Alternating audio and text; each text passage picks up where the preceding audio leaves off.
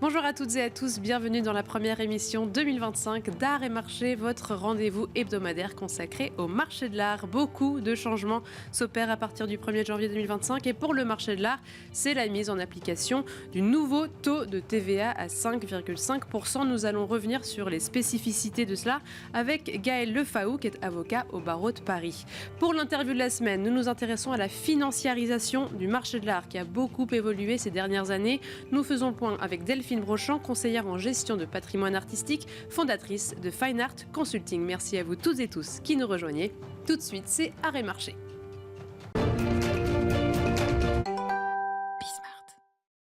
C'est le grand changement fiscal de la rentrée concernant le marché de l'art. Le taux de TVA applicable désormais pour les ventes d'œuvres d'art par intermédiaire est à 5,5%. C'est applicable dès ce 1er janvier 2025 et donc avec quelques subtilités sur lesquelles nous allons revenir avec Gaël Lefaou qui est avocat au barreau de Paris. Merci beaucoup d'être avec nous. Oui, je vous en prie. Est-ce que tout d'abord, on peut revenir sur cette réforme qui a eu lieu? Ça s'est étalé sur un peu moins de 2 ans. Quel est l'historique de ce décret qui est passé? Alors, il y a un historique assez compliqué dans le cadre du marché de l'art, puisqu'on avait plusieurs taux de TVA qui s'appliquaient. 5,5, 10%, 20%, avec des systèmes de détermination de la base de TVA qui étaient différents. On avait de la TVA sur la marge, de droit et sur option. Donc j'espère que je ne vous ai pas déjà perdu, mais c'est pour expliquer qu'il y avait un système assez complexe de TVA antérieurement. Et tout ça était garanti par les clauses de gel au niveau communautaire, c'est-à-dire que les taux antérieurs à la réforme étaient maintenus grâce à ces clauses de gel. Et il y a une directive communautaire qui est intervenue le 5 avril 2022. Oui. Et cette directive communautaire chamboule un peu les cartes, puisque d'une part, elle fait exploser les clauses de gel. Et ensuite, elle revient sur le régime de la marge. Alors, les organisations représentatives de la profession se sont inquiétées. Heureusement, elles se sont inquiétées tôt. Elles se sont inquiétées dès 2023, puisque la directive devait être transposée dans le droit français avant le 31 décembre 2024, oui. Donc c'est-à-dire pour le 1er janvier 2025. Mais dès 2023, il y a une pression des organismes dès février, et ça a abouti à une modification des textes dans le cadre de la loi de finances pour 2023, avec une application différée d'1 an. Heureusement, parce que, comme on l'a vu, la loi de finances pour cette année n'a pas été adoptée, et celle de l'année dernière est passée en force avec le 49.3. Bon, on remarquera que le texte est passé d'ailleurs par biais d'amendement, ce qui est un peu bizarre pour une directive qu'on avait déjà depuis plus d'1 an, connue depuis plus d'1 an. Mais c'est peut-être une stratégie aussi de la part du gouvernement pour faire passer plus facilement le texte. En tout cas, elle est passée grâce au 49.3. Et donc, ça a permis de modifier les textes sur la TVA. Et du coup, d'harmoniser donc ce taux de TVA à 5,5%. Est-ce que vous pouvez nous expliquer dans quel cas ça s'applique? C'est une généralisation globale pour les intermédiaires, donc ce qui est intéressant. Donc, comme je disais tout à l'heure, les intermédiaires pratiquaient normalement la TVA à 20%, mais avec une option qui était quasiment systématiquement souscrite d'option pour la marge. C'est-à-dire que si vous avez acheté à 15 000 que vous vendez à 20 000, vous êtes taxé à 20%, mais que sur les 5 000 de différence. Donc c'était ça la marge.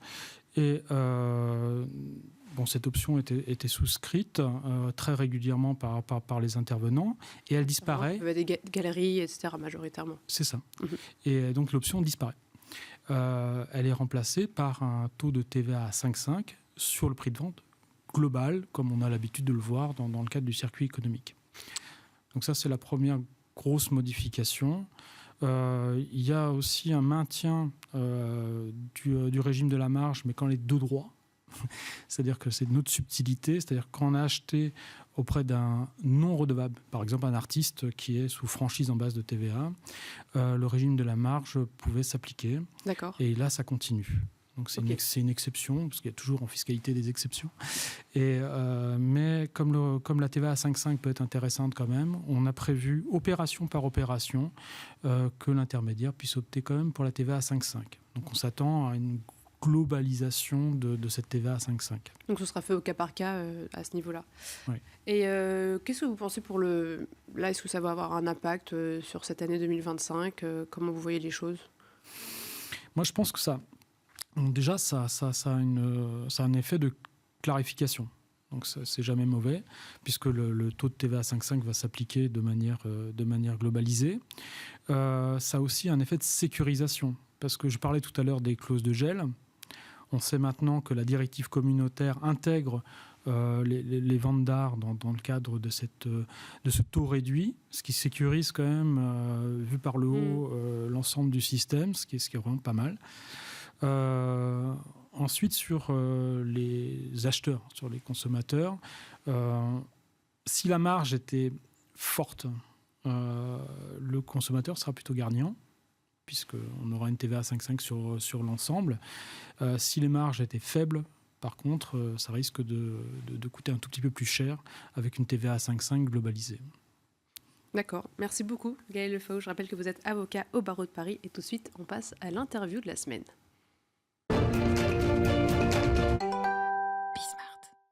Depuis de nombreuses années, de nombreuses initiatives sont mises en place pour insérer l'art comme un actif de diversification dans sa gestion patrimoniale.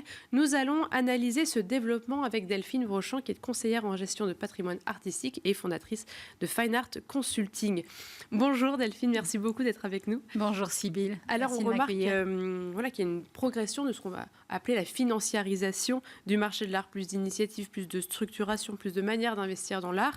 Est-ce que c'est pour répondre à un intérêt grandissant de l'investissement dans l'art en tant qu'actif ? Tout à fait, tout à fait. En fait, ce qu'il y a d'intéressant, c'est de voir qu'il y a une demande qui est de plus en plus importante pour l'art comme asset, puisqu'aujourd'hui, l'art fait partie, c'est un actif à part entière et pour des raisons tout à fait intéressantes, son caractère tangible, le fait qu'il y ait une fiscalité très incitative, c'est le seul actif du patrimoine qui vous permet d'avoir 6,5% sur la plus-value.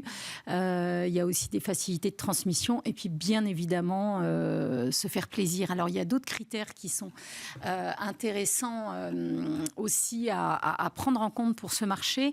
Ça considère notamment l'augmentation très importante du nombre de millionnaires dans le monde, qui a quasiment doublé. Les high net worth, comme on appelle dans les études.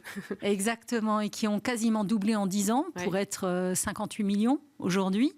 Vous avez une augmentation des richesses aussi sur les 5 prochaines années qui sont prévues de près de 48%. Donc tout ça, évidemment, ça va fortement contribuer en tout cas à l'essor de l'art au sein du wealth. Oui, parce que du coup, ils se disent forcément qu'ils veulent un peu diversifier leurs actifs. Est-ce qu'on sait s'il y a une progression de la place qu'occupe l'art dans leur patrimoine ?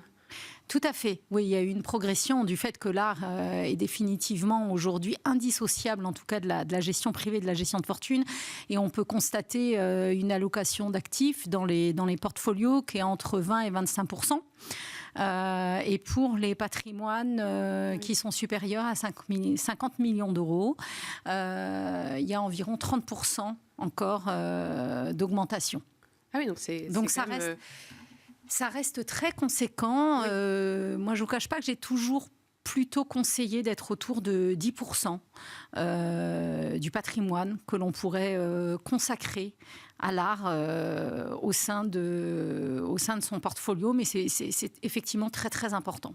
Et quels seraient les secteurs les plus prisés ? C'est l'art contemporain, alors vers ça là, si on parle, en tout cas, si on s'adresse à des personnes qui voudraient viser, je ne voudrais pas dire performance parce que c'est pas vraiment un actif financier, mais en tout cas peut-être optimiser les plus-values. C'est vrai qu'il y a des secteurs qui sont plus performants que d'autres. On observe, en tout cas en termes de valeur, que toutes les ventes qui ont été réalisées pour des artistes après 1870, c'est-à-dire aux alentours de l'impressionnisme, donc de l'art moderne, ça représente environ 90% des ventes en valeur, ce qui est beaucoup. On est entre 75 et 80% des ventes en valeur pour les œuvres qui concernent le domaine de l'art moderne, du post-war, c'est-à-dire après 1945, et de l'art contemporain. Et, excusez-moi, et on est aux alentours de 50% en valeur pour les œuvres qui sont vendues après 1945. Donc clairement, les secteurs de performance se situent à partir de l'art moderne. Mais ce qui est très intéressant, ça ne veut pas dire qu'il ne faut pas être éclectique et aussi pouvoir s'intéresser à la peinture ancienne qui, en plus de ça, parce qu'il y a eu une chute, présente des prix à l'achat qui sont extrêmement intéressants. Mais c'est vrai que de 1870 à aujourd'hui, vous avez un panel absolument incroyable de diversité et c'est difficile de ne pas trouver des œuvres qui puissent plaire à des clients dans cette période-là.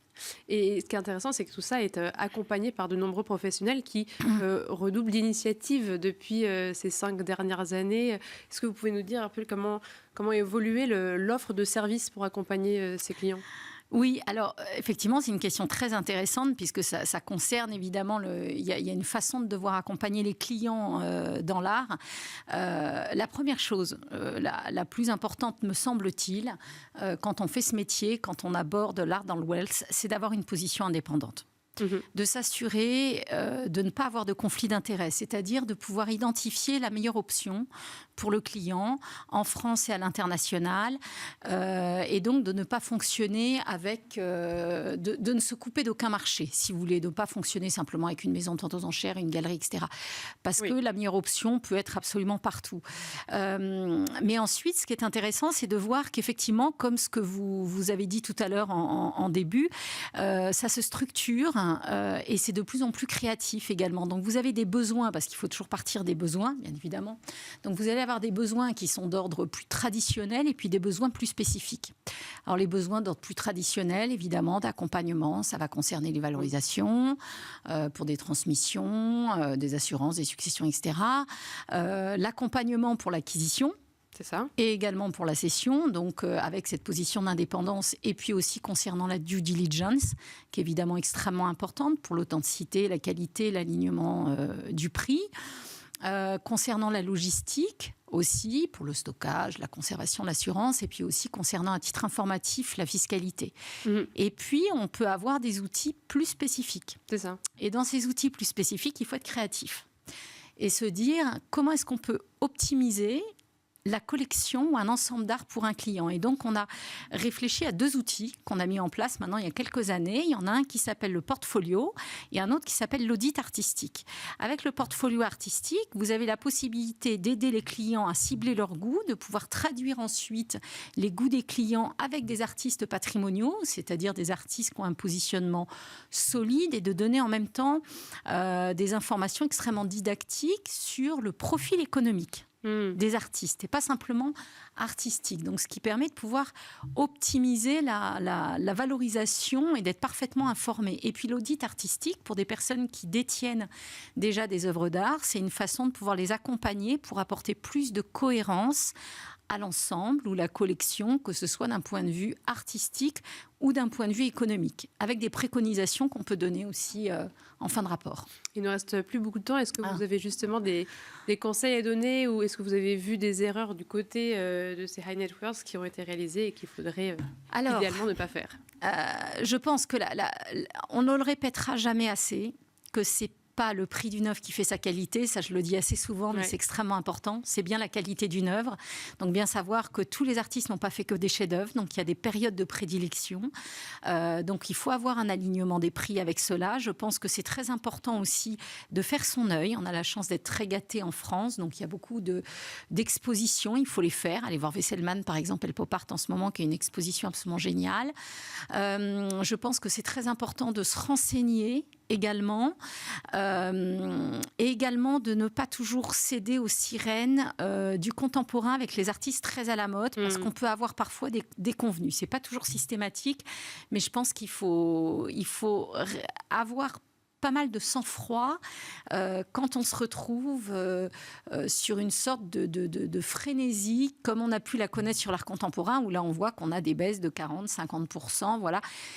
Et puis, la dernière chose la plus importante, c'est quand même de se faire plaisir. Oui, parce que c'est un investissement passion. Exactement. Eh bien, merci beaucoup, Delphine Brochant. Merci à vous. Vous êtes conseillère en gestion de patrimoine artistique, fondatrice de Fine Art Consulting. Et quant à nous, on se retrouve la semaine prochaine pour un nouveau numéro d'Art et Marché.